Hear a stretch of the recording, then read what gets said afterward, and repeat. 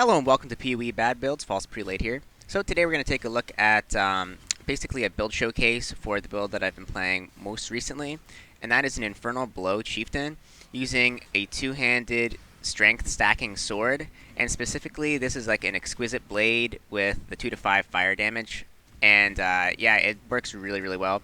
I was able to get 1,196 strength on this build.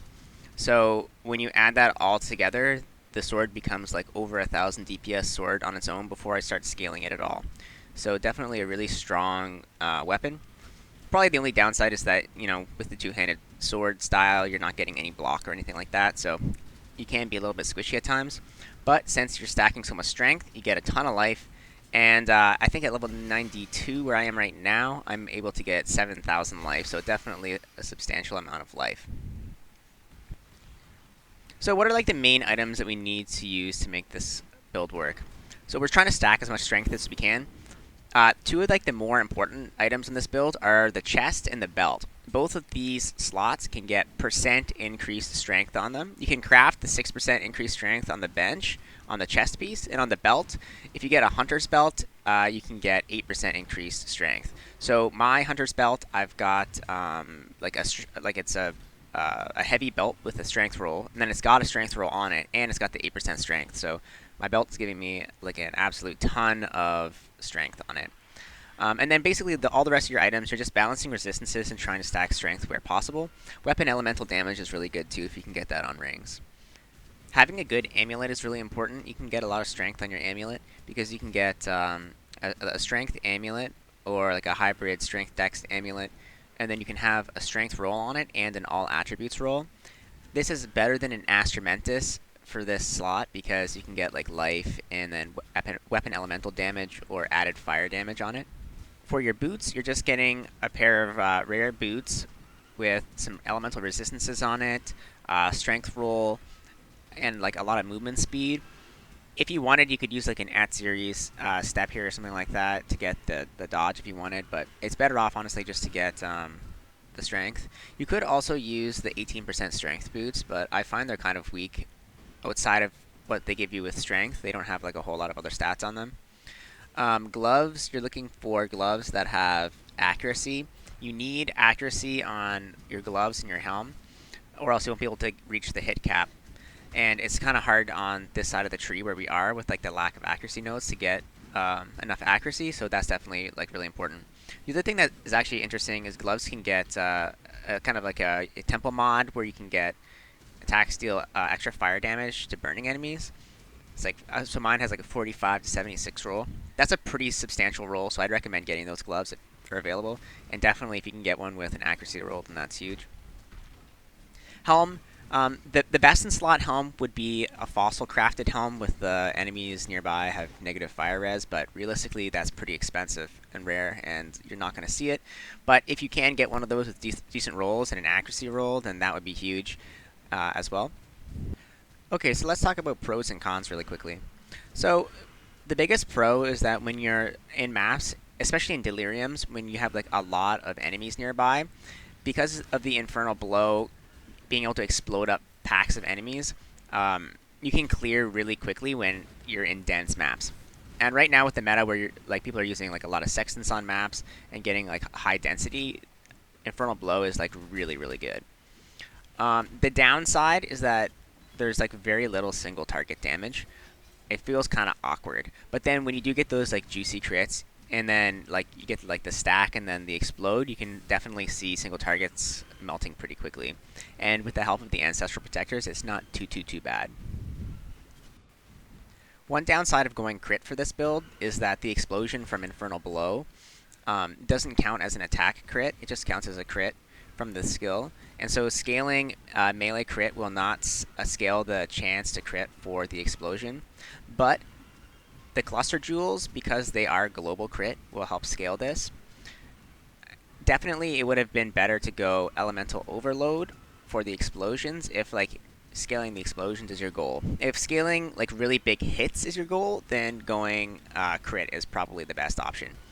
And for me personally, with the sword that I was using, because it does have that juicy 60% critical strike multiplier on it, it made more sense for me to go crit. I was like kind of playing around with it in Path of Building, and it definitely felt like the crit version was a lot stronger. Alright, now that we've taken a look at some of the gearing options, let's take a look quickly at this skill tree and some of the choices that I've made in the build. So basically, I chose Marauder and Chieftain simply because the Chieftain gets so many bonuses to fire damage. So I started off leveling, and I came down through here, picked up a bunch of the life. I originally had like some of these nodes, and I spec'd out of them later on. Basically, I leveled as Cleave up until the point where I got a better weapon, and then I started doing like Cyclone. And actually, I was using two-handed sweep for a while too, and it felt really good. Just like getting big hits with sweep. And then once I got the ability to put on my sword, I went straight into Infernal Blow. So basically what I've done is I rushed up here to get this cluster. And then I came up and got Avatar Fire as fast as I could so that I could get the full fire conversion, and it would make it much easier to scale the damage.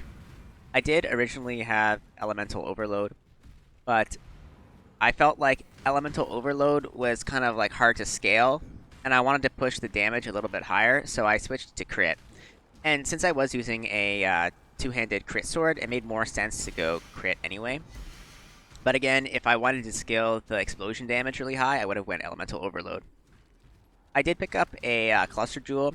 This one isn't exactly ideal, because you would want just plain Elemental or plain Fire damage if I wanted to scale the explosion. But the two-handed melee weapon Cluster Jewels has this one called Martial Mastery, which gives you 20 strength and then 20% attack speed, which is like massive. So I decided to get this. And also I was struggling with accuracy, so getting this global accuracy was like pretty good. And then this Brutal Infamy one, it ends up being like 60% increased damage against uniques. So like this wheel is actually really strong if you're just like looking at like not the explosions, but just like the single target damage. And then over here, this is actually global critical strike chance, damage response, and pressure points. So this actually can work with the explosions. In terms of like regular jewels, you're looking for something with like fire damage, all res, life, area damage, damage with two-handed weapons, damage with swords, etc. I did end up using a Lethal Pride in this build. The Lethal Pride is actually pretty strong. So the way it works is you get 2 extra strength for each attribute node, and you get 4 strength for each like minor node here. And then for each of the major nodes, you get an extra effect. So this one is you take 10% reduced extra damage from crits, and this one is 30% increased melee crit. So if I were to look at my strength right now, it's like at 1193. I take this off, goes down to 1143. So this is like basically 50 strength, 30% crit, and then this effect here, which altogether is like incredibly strong for Jewel. So let's take a look really quickly at the ascendancy points. I started off with Gamahu Flames Advance, then I headed down to Hinakora Death's Fury. The thing about Gamahu Flames Advance that's really good is you get the physical damage conversion.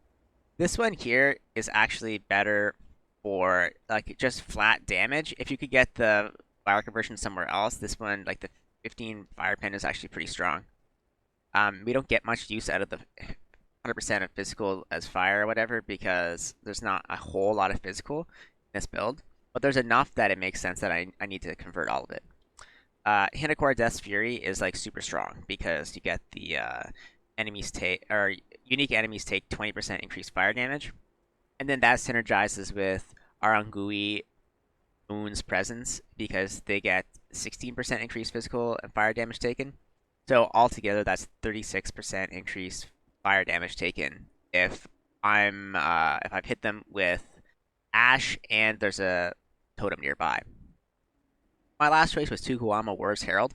This one's kind of a toss-up because you could go to Salio Cleansing Water if you wanted the defense, but this is like insanely strong just because of the Ancestor Totem buff.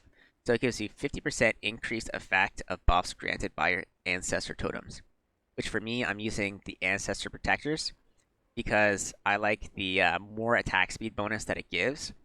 So it's like 20%. So this is another 10%. So this basically is 10% more attack speed. If you wanted to scale the damage of the explosions further, you would go War Chief instead of this one.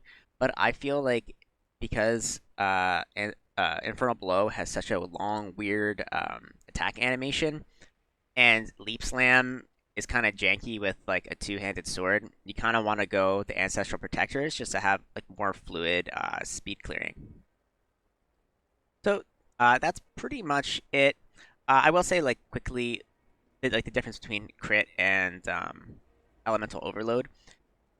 Kind of like the downside of going elemental overload is that you have to come and waste 3 travel points that are all int points over here just to get to elemental overload. And actually, if you look like down where like our strong, like the strongest part of our tree is like right here, because we get like blood magic and mortal conviction. But like utmost might is like one of our strongest nodes, and then lava lash is like one of our strongest nodes, and dismembering and blade of cunning are both right here for us. So it kind of, and there was only 1 travel point for the strength, so it kind of makes more sense to go crit. And then also, since we're using the two-handed crit sword, like, if you look at the damage is definitely going to be higher with the crit. For anointment, I ended up putting Fatal Blade on because it's like the best sword crit node, and it's like kind of difficult to get just general crit on this side of the tree, more like general crit on this side of the tree. So you might wonder, like, well, why did I pick Blood Magic and Mortal Conviction? And the answer to that is basically, well, there's not a lot of auras that can really help us out too much. The main aura that we would use would be like Anger or something like that for damage. But Anger is flat damage, and our sword is already giving us like a ton of flat damage. So the increase we get from Anger isn't like super huge. If we were going like clear speed mode, we'd want like Haste. So sometimes I'll run Haste, but because I've been pushing like higher tier maps like T16s, etc., with like a lot of sextants and like a lot of extra mods, I ended up going Grace just for the survivability. But if I were like doing lower tier maps, I'd get rid of this and just use Haste or something like that. The only downside to using Blood Magic and Mortal Conviction is we can't really run a Herald. Although there's not really a lot of great Herald options for us. Herald of Ash would probably be the best because we could get like the big one-hit spreads with the overkill damage. But then that's kind of redundant anyway because you're already getting the explosions from Infernal Blow, so I don't feel like it's super necessary. Well, that's pretty much it for the build. Let me know what you think. If you like the build or the guide, leave a thumbs up and like and subscribe. So thanks a lot, guys, and talk to you soon.